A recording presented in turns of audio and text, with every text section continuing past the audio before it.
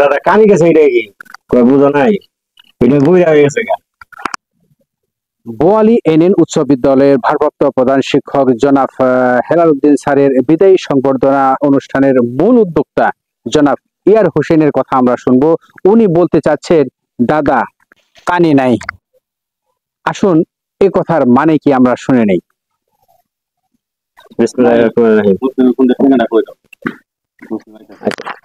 আমরা আমাদের শ্রদ্ধেয় হেলাল স্যারের আজকে আমরা উনি বিদায় নিছি, ওনার কাছ থেকে আজকে আমরা বিদায় নিতে আসছি। তো একটা কথা মনে পড়লো আর কি, অনেক আগের কথা।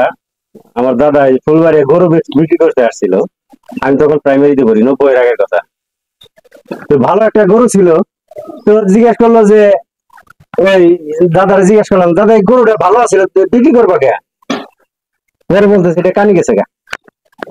মানে কানে গেছে গা, এটা আর বুঝলাম না। যাক রুটি খাওয়ার আশায় কইলাম যে বিক্রি করুক আগে, তারপরে জিজ্ঞেস করবো।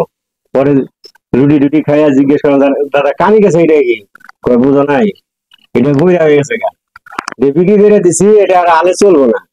এখন আমাকে এই অবস্থা যে আমরা 96-তে বের হয়েছি, আমাকে অনেকের কানি গেছে গা। 28-29 বছর, 28-29 বছর স্কুল থেকে বের হয়েছে, আমাদের প্রায় 50 নিয়ারেস্ট 50 আমাদের বয়স হয়েছে গা, আমাদের বয়স হয়েছে গা। বললাম যে স্যারের উদ্দেশ্যে আমরা সবাই একাত্র হওয়ার চেষ্টা করবো।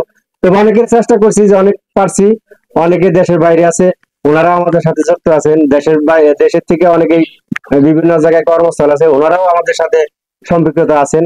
তো সর্বোপরি ধন্যবাদ জানাই যারা আজকে এখানে উপস্থিত হতে পেরেছ, সবাইকে ধন্যবাদ। তো আমাদের উদ্দেশ্যে স্যার কিছু একটা বলবে, অনেক আগেই বলতে চাইছিল, তো সেই হিসাবে আমি স্যারকে বলবো কিছু একটা বলেন আমাদের।